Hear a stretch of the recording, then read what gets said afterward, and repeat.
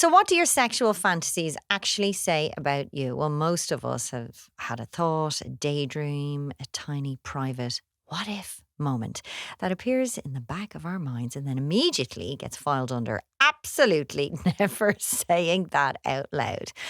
I'm Jennifer Zamparelli, and today I'm joined by Aoife Murray, a relationship and sex educator, for an honest, frank and reassuring conversation about sexual fantasies.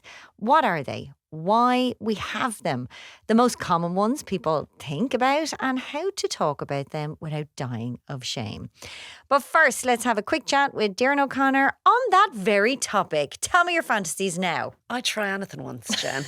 Depends on what they're into. Well, you are a people pleaser. I am. That's it. Yeah. We do talk about that a lot. Yeah. And I feel like if they're into whips and chains, I can do whips and chains. Really? No, I bruise like a peach. Yeah. But some people have crazy fantasy. I think what's the tricky thing is getting to the part of talking about your fantasies, because as Irish people, we're filled with shame and we're not great communicators. I mean, that's just the way we are. So even just talking about it is a little bit... Yeah, scary, isn't it?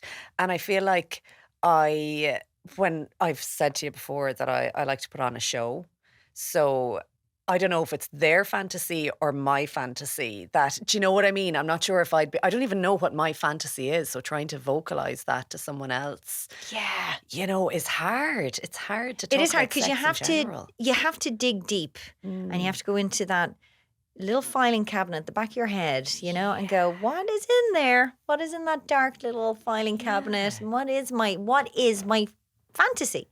Yeah. But I suppose if we really sit down and think about it, we could all answer it pretty quickly. Yeah. But if we want to say it out loud, that's a different story. I'm definitely not saying it on the pod. Ian, if that's what you're going for, it's not happening. Has a bloke in your dating life ever come to you and said, this is my fantasy, can we give it a go? Yes. Yes and yes. But again, it was like, let's put on a show. I will dress up as anything. I will try anything once, as I've said. Yeah. So I think my fantasy would be for a man maybe to give me money. Yeah. And then leave. Oh, that's nice. Yeah. I think I have that fantasy too. Yeah, that's a nice one, isn't it? When you were playing out that fantasy for your man, how did it make you feel? Grand. Yeah. Because you were it was grand. like, yeah. Okay. Do you know, I feel like, again, it's like you're putting on the show. Yeah. So it's like, I'm not sure if I'm really, like, I'm enjoying it because I'm a Billy Barry kid, you know what I mean? The whole sexiness.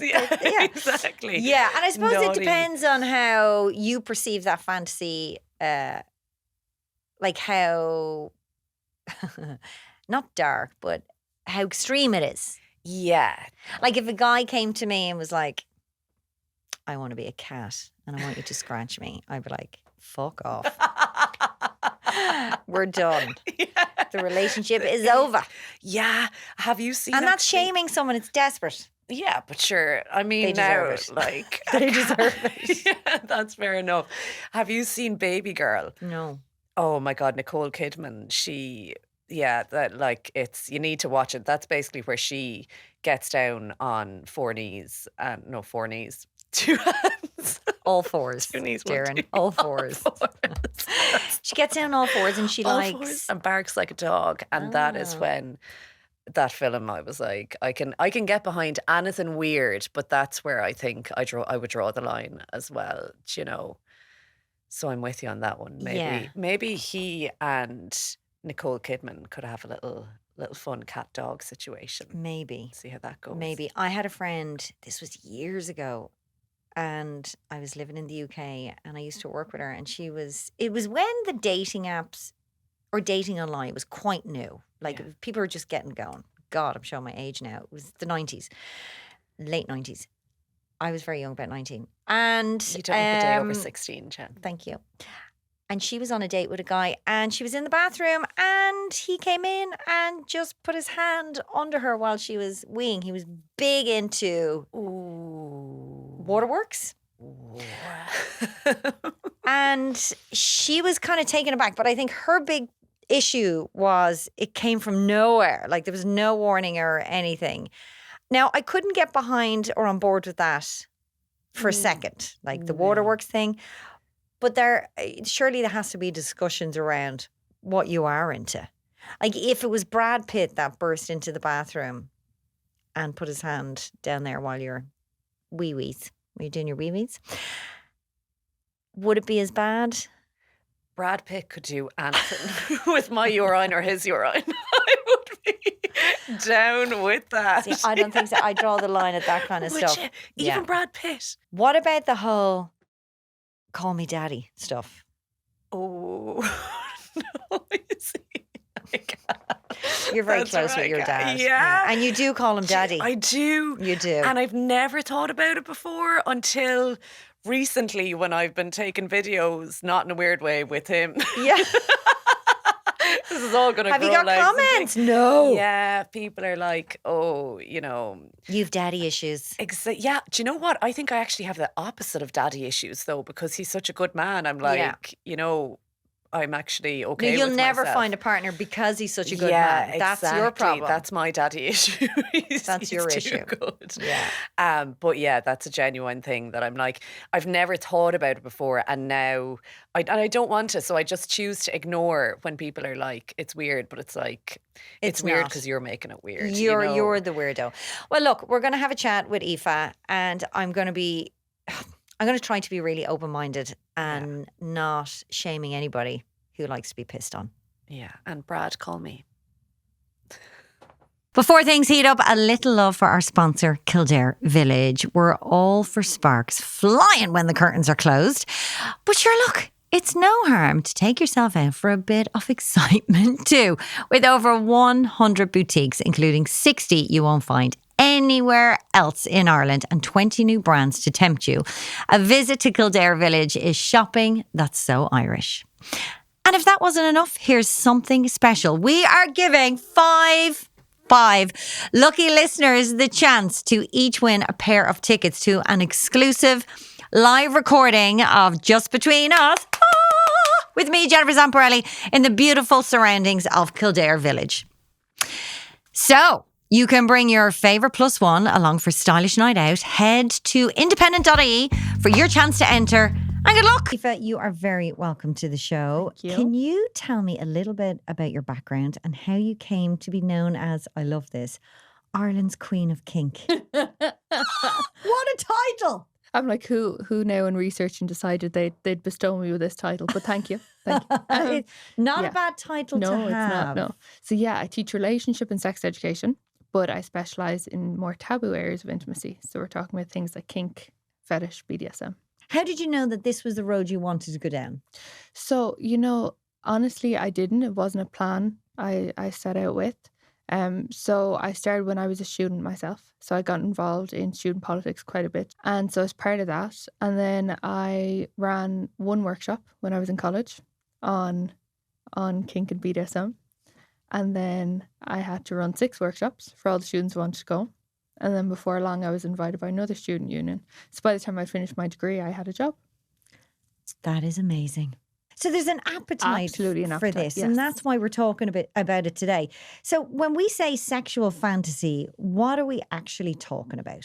It's a great question, right? And you think it should be very easy to answer, but it's quite complicated. Okay. Because the way we all experience fantasy or imagination varies so much, right? So for some of us, it's very visual.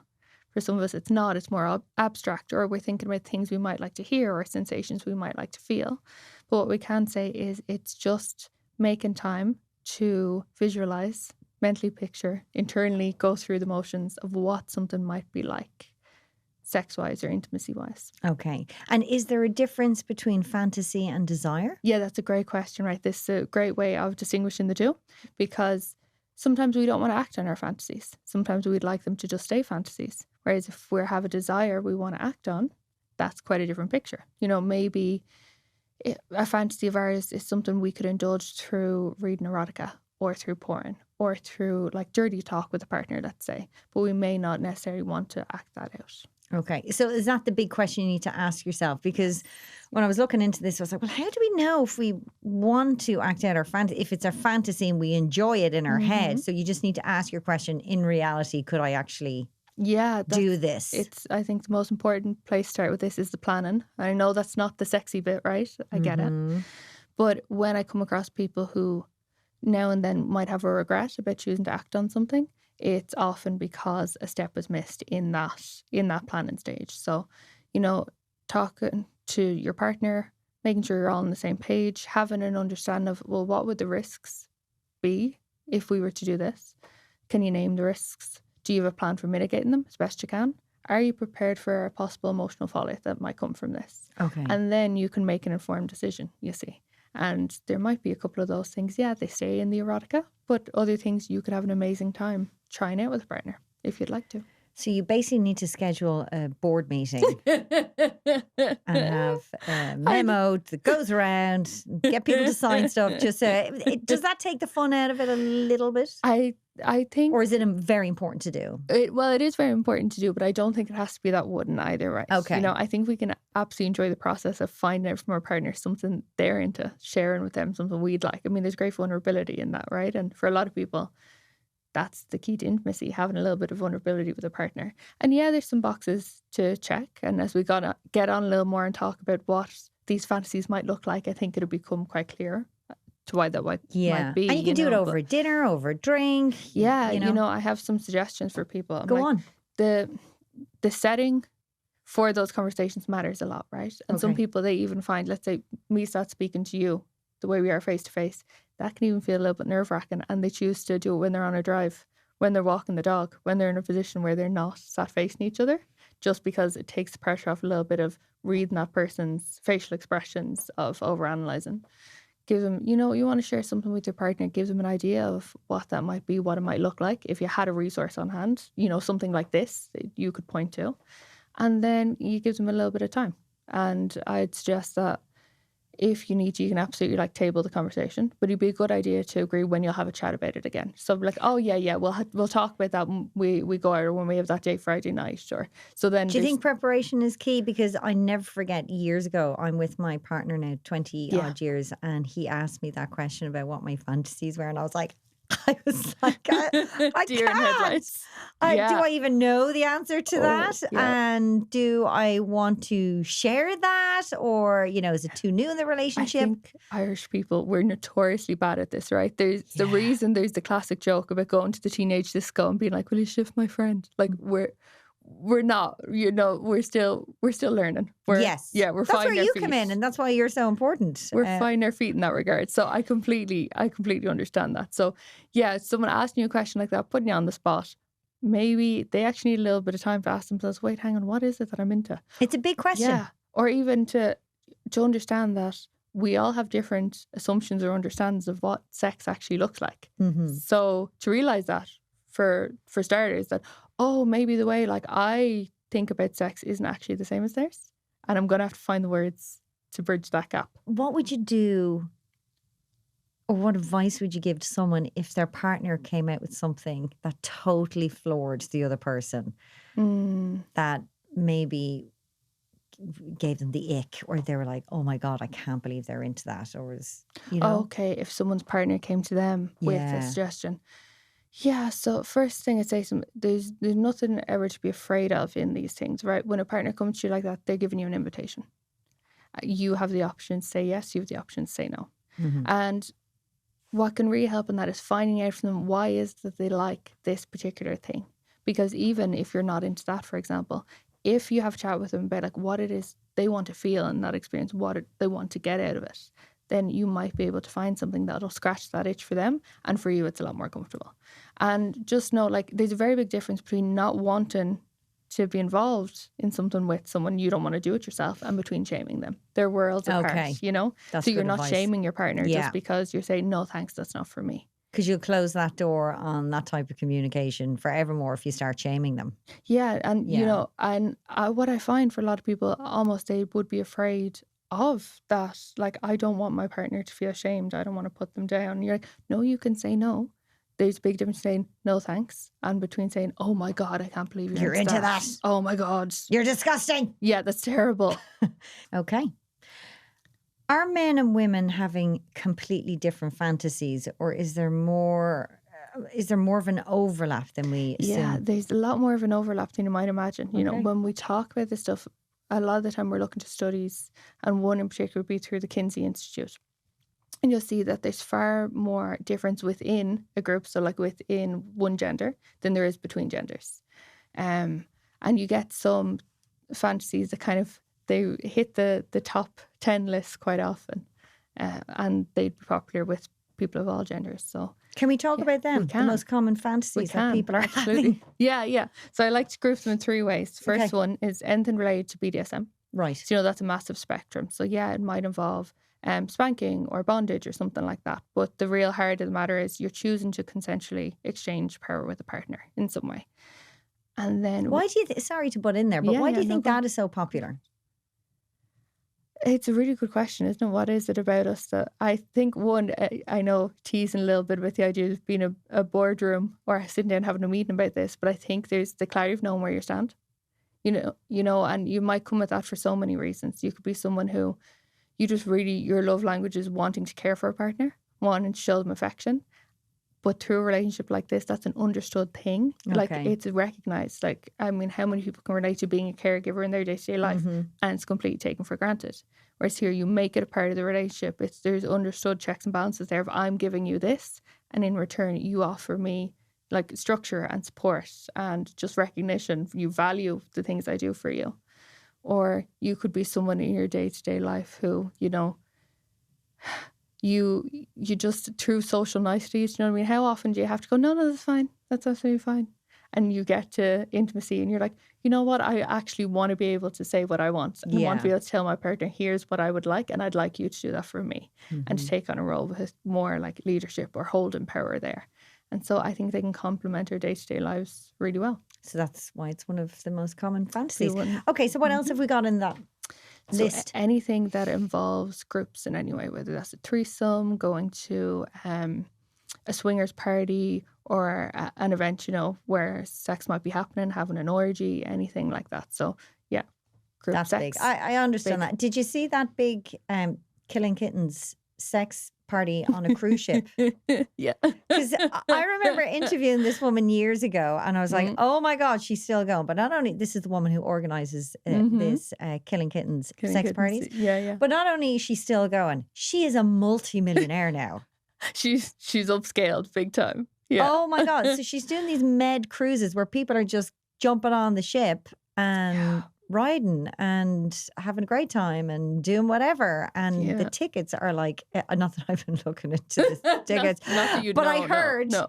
that the tickets are like extortionate. Oh, I can imagine so. And it's just getting bigger and bigger and bigger, you I know? mean, good for her. She's playing on the idea. You know, people always make jokes about swingers on cruise ships. So Yeah. she decided to play on the idea and absolutely go for it. So Unbelievable. I think she had a party in Port once, so she's definitely upscaled from Port Yeah. For at least, Yeah. good for her. So orgies is another one. Okay. Yep. And what else have we got on that list? And then the last one, it's kind of the yeah. fall into this one group, I'd say, is around any kind of social taboo. Oh. So if there's like, you know, there's a reason we see it in porn all the time, right? Where there's like the doctor patient or Yeah. someone's delivered the pizza Yeah. and you can't pay The for plumber. it. Yeah, the plumber. Yeah. Yeah, right.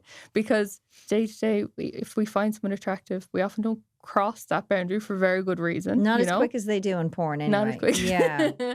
There's lots of reasons why we don't and why we often shouldn't.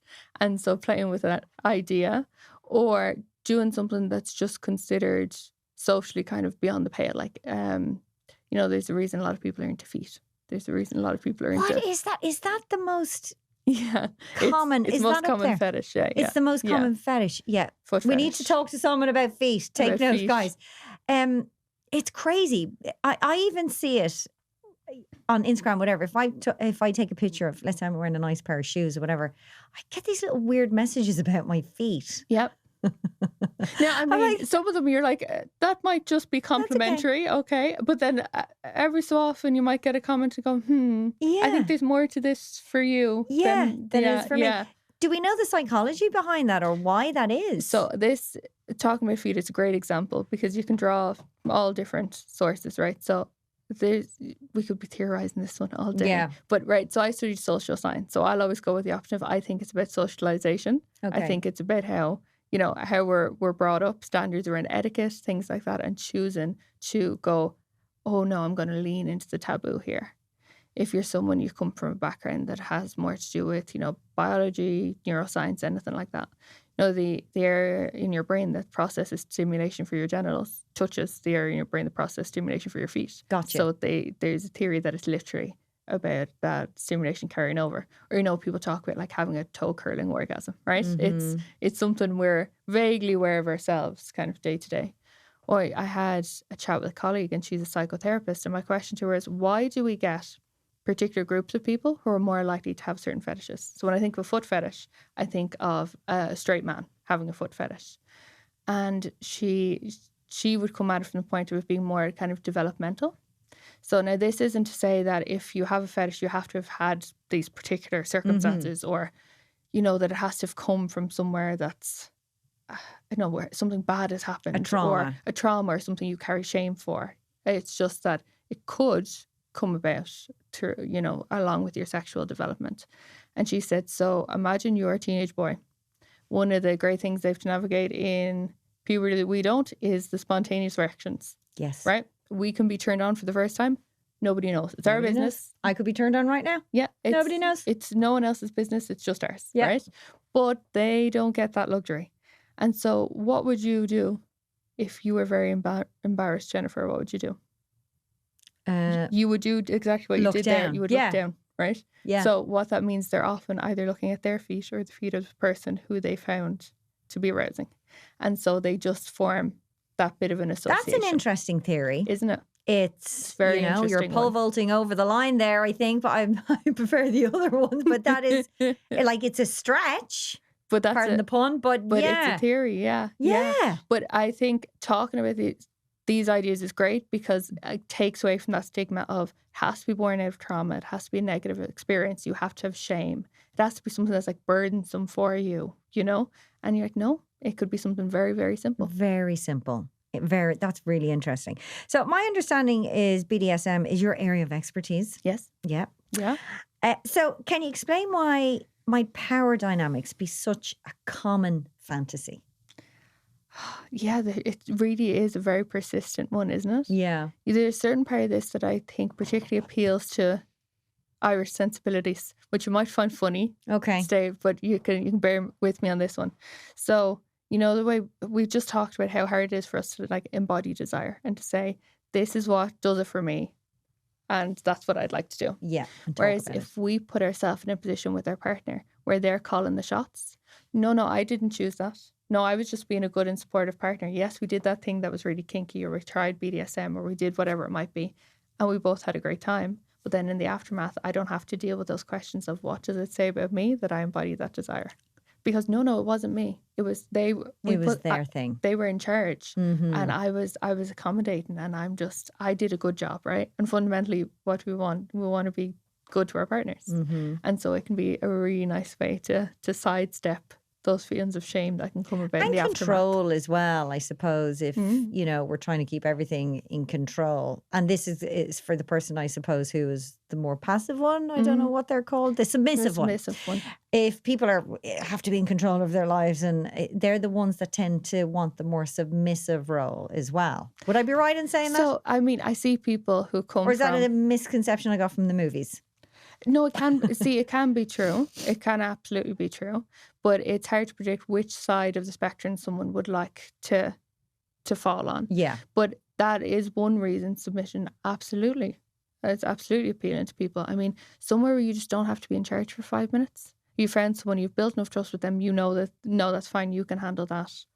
I can take a load off for just a little while. Like that's definitely appealing. And if you are in a situation where you've done the boardroom meeting and you've said the yeses and the nos, when you're in the throes of it, how do you communicate whether it's for you or it's not for you or slow down or whatever? Is there safe words? Yes. Yeah. So we have some options here. Some people do just like using ordinary language. It suits them, When we get to the topic of like, get the fuck off me! Yeah, exactly. No, stop it. Stop that!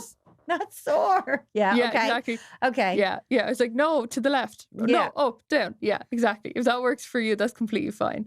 When we get to talking about safe words, a common question I get is, well, why isn't saying no enough? Yeah. I'm like, no, it absolutely is. Like, no always means no, Okay. unless it's very specifically agreed otherwise. Right. And even in fact with our partners, like, what we should be doing is looking for them to actually say yes rather than just going until they say no. Do you Yeah. know what I mean?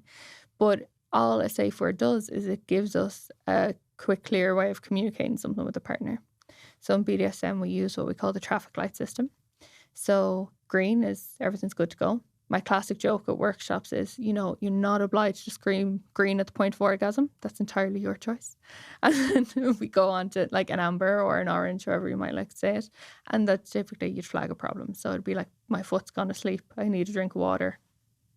No, that actually hurts. You need to go a bit lighter with that. Yeah. Or I'm really overstimulated with that toy. Like we need to change. Way of flagging a problem, you let them know what's happening and then you carry on enjoying yourself. But then your red would be your hard stop. It's like, no, I'm not into this anymore. Need it stop. So let's say someone has a fantasy and they're really curious about it and they want to take the next step. Well, what is that step? Step, first off, deciding for themselves, this is something I want to act on. Yeah. How might that actually look? If they bring it to life, is it through acting it out? Is it through some role play? Is it, do we start very gently with the you get apps now where you can listen to like audio porn and erotica and amazing things like that, to see how does this actually feel, to put myself in a situation where someone's narrating this happening or they're doing it from the point of view of as if they're engaging in it with you. You know, you can try all those things on for size, still feeling good. Next thing. So step by step. Yeah. Okay. Yeah, next thing, talking to your partner about it and seeing where their head is at. How you might add a little bit of a sprinkle of it in. We don't have to, jump in head first right away. Yeah. You can start it with some dirty talking during sexual activity of, oh, wouldn't it be hot if I did this now? And seeing how you both respond to that. And then, a little more and a little more. Okay. Figuring out the boundaries. Yes. Yeah. For yourself. I mean, this kind of stuff, it takes a good bit of introspection, right? Like you're saying, it can be a little bit intense. Because the consequences if it goes wrong. You're left dealing with those consequences. Yeah. And no one wants to be in that position. We want people to be having an amazing time, enjoying themselves as much as they can. But it does take a good bit of introspection to work out. Okay, leave yourself a little bit of curiosity. Do you know, I'm interested in this. Why might that be? What about that might make me feel good? Okay, like you have to be willing to do a little bit of that. Has anybody ever floored you with the fantasy? No, so I'm at this stage. I think I'm quite hard to shock. I'm trying to get the good stuff. Come on. I know. But when you ask questions like that, it brings something great. Like, what would be shocking to you? And what's a norm for one person isn't a norm for somebody else. That's very true. So when people are looking for, what's the most out there, what's the most shocking, I'm like, so that really, really depends on. I'll tell you what shocks me. Yeah. It's the people who want to be cats and dogs. Oh, pet play. Yes. Have you That's noticed? a bit mad. I can't get my head around that. There's been a serious rise of pet play in media lately. It's something you'll see quite a lot. Yeah. What's going on there? I mean, it goes back to this idea of, we play. How often do you see girls running around pretending they're horse riding when they're little kids, right? Now, of course. Isn't it in the Olympics now?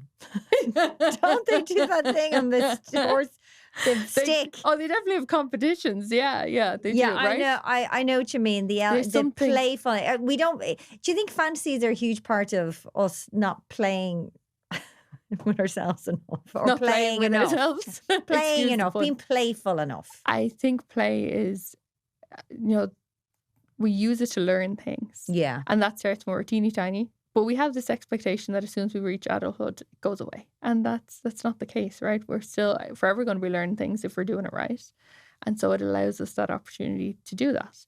The difference is this time for some people, there is an intimate element attached to it. And just getting the opportunity of being playful. And I want to be cute and I want my partner to tend to me and maybe I want to scratch behind the ears. I'm like, you go for it if that's what hits the spot for You you. go, girl. And it doesn't have to, you know what I mean? It doesn't have to be for everybody. And that's Yeah. completely fine. And there's times I have conversations with people and they'll go, but I just don't get it. I go, okay, so you don't understand what I'm saying, or you're just like, no, it's not for me. And usually it's option number 2. And that's completely fine. It doesn't have to be for you. I get people coming to me to work with me, and I'm not into everything they're into. And that's fine. That's okay. Well, it's been really interesting talking to you. It's been an eye-opener. And I thank you for your An time. eye-opener, or, a toe spreader, whatever. Whatever. Thanks so much for coming in. Thank you for having me. You.